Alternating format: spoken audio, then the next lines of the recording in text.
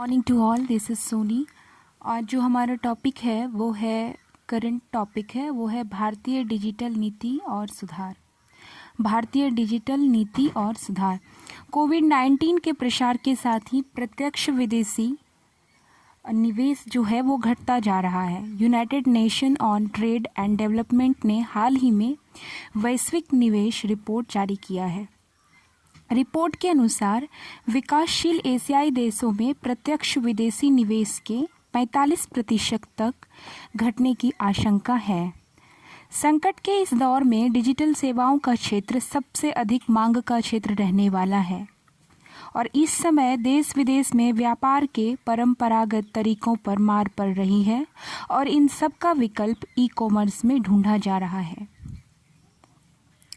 स्वास्थ्य सेवाएं हो या रिटेल व्यापार, सभी के लिए डिजिटल सेवाएं अनिवार्य हो गई है और यही कारण है कि महामारी के दौर में भी पूरे विश्व में सबसे ज़्यादा निवेश डिजिटल सेवा क्षेत्र में हुआ है।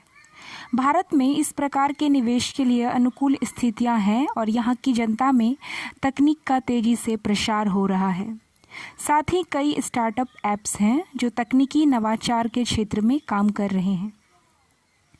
सरकारी नीतियों पर निर्भर करता है कि उनको कितना शीघ्रता से निवेश आकर्षित करने के अनुकूल बनाया जाए।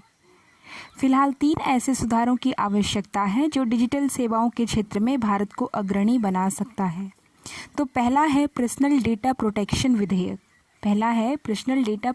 विधेयक। दूसरा है ई कॉमर्स नीति और तीसरा है सूचना प्रौद्योगिकी संशोधन अधिनियम। तो पहला हो गया पर्सनल डेटा प्रोटेक्शन विधेयक, दूसरा हो गया ई कॉमर्स नीति और तीसरा हो गया सूचना प्रौद्योगिकी संशोधन अधिनियम। इन तीनों ही विनिमयन सुधारों का उद्देश्य भारत के घरेलू बाजार को घरेलू कंपनियों के लिए सुरक्षित रखने और डेटा पर सरकार की पकड़ बनाए रखने को प्राथमिकता देना है।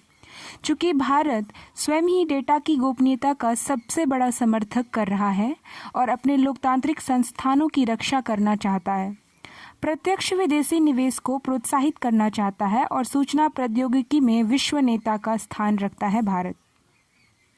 इसलिए भारत को इन सुधारों पर सोच समझकर कदम उठाना होगा, क्योंकि जो भी दृष्टिकोण है उसमें सामंजस्य की मुश्किल हो सकती है और एक अनिश्चितता का भी वातावरण हो सकता है। फिर भी अगर भारत डिजिटल सेवा के क्षेत्र में नए ढांचे के साथ अपने कदम बढ़ाता है तो सरकार और इसके समस्त हितधारकों को दीर्घकालीन प्रभावों पर विचार करके चलना चाहिए।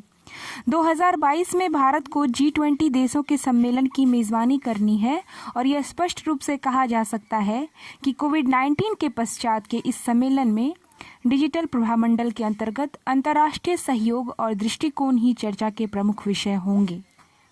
इसकी तैयारी के लिए भारत को अभी से ही तत्पर होना चाहिए। Thank you.